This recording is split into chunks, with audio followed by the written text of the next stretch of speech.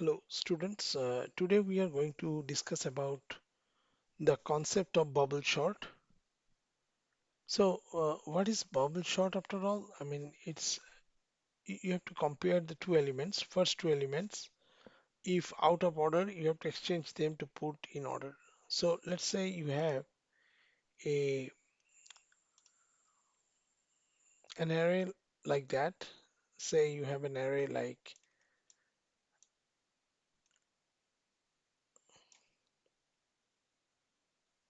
5, 6, 11, 1. So, in the bubble sort, you compare first two element. So if you are doing it in ascending order, you compare these two. If 5 is greater than 6, then you have to swap. But in this case, you don't swap. So then you go to the next step, 6 and 11. If 6 is greater than 11, you need to swap. So you go to the third step, 11 and 1. 11 is indeed greater than 1. So you have to do like this. After end of this first pass, you will get 5, 6, 1, 11. So this is not sorted, right? So you have to check that. So again, the second pass starts. You compare 5 and 6. You don't change anything. You don't swap. Then you compare 6 and 1. If 6 is greater than 1, you swap them, right? So you swap them. So you get 1 here and 6 here. Now 6 and 11 is consistently meaning 11 is greater than 6 or 6 is less than 11, so no change. So at the end of this pass, we end up with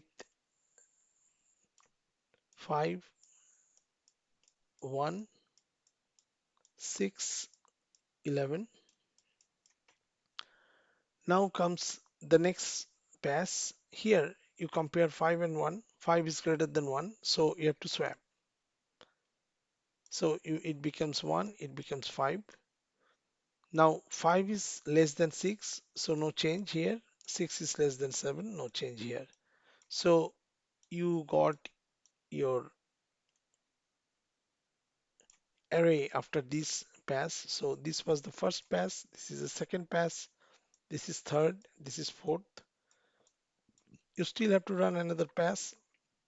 In the fifth pass, you see 1 is less than 5, 5 is less than 6, 6 is less than 7. So no change, no swapping is necessary. So at the end of fifth pass, you say that this is your final sorted array. So that's how you are supposed to do the bubble chart. So it is illustrated here. So here we have an array 17, 23, 5 and 11. So what you do, you compare the values 17 and 23. So 17 is less than 23, so no exchange, right? But here 23 is greater than 5, so you have to exchange them. Here compare, um, so you have 5, you have 23 here. Compare 23 and 11, so you have to exchange them. So you will end up with 11, 23. So at the end of this pass, you get 17, 5, 11, 23. Second pass.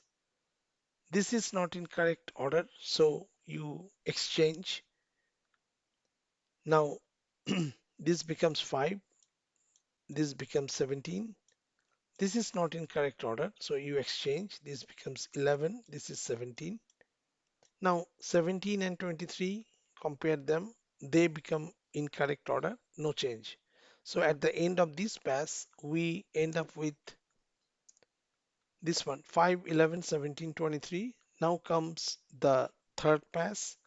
You do compare 5, 11, no change.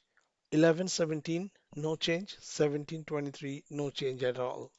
So that is your final, that is your final um, sorted array.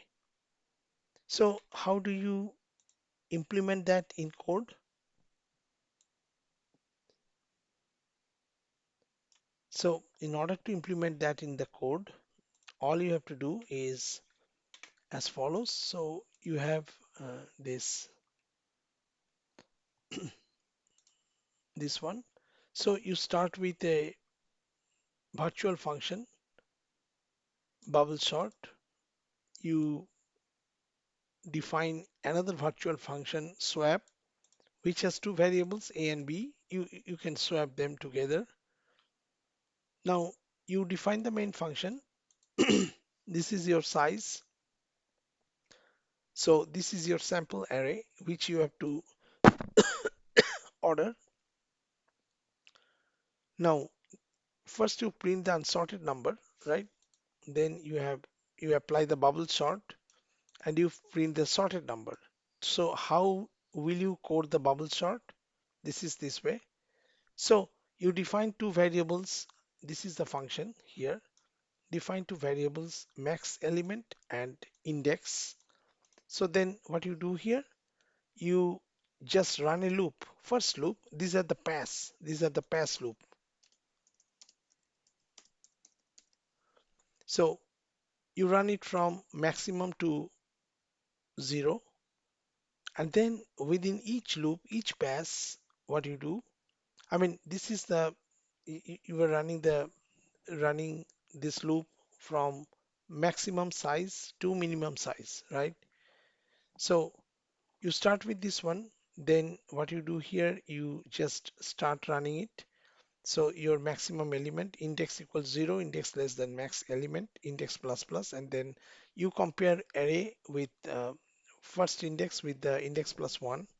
So if it is greater, then you have problem, right? You have to reorder. So you apply the swap function and it goes on. Now swap is the easiest thing to, I mean, swap function is the easiest function to implement. So you have A and B as the input parameters. They are passed by reference. Then you have temp equals A. So you store a temporary variable on a temporary variable. Now call A equals B. So basically B becomes A and then you assign temp to B. So basically B becomes A. So that's your swap. So after you do that, you can build the code and run the program. So you build the code in this way. So you have bubble sort. So use the G++ compiler. You build the code. Now you run it. So this is your unsorted numbers. Now after sorting, you get this number. So that's all about the bubble sort. So we discussed about the bubble sort, but then we should know uh, the final thoughts about bubble sort. So what are the benefits? It's easy to understand and implement. What is the disadvantage? It's inefficient because it's if the number of arrays, I mean, if the arrays are large, then there will be a lot of passes. And each pass you have to go through the elements of the array. So that's why this is inefficient. This may be costly. So that's all about the bubble chart. If you have any question, please let me know. If you like the video, please subscribe and also please share the video, like the video, give me comments, feedback, all the stuff. Thank you so much. Talk to you soon later. Bye.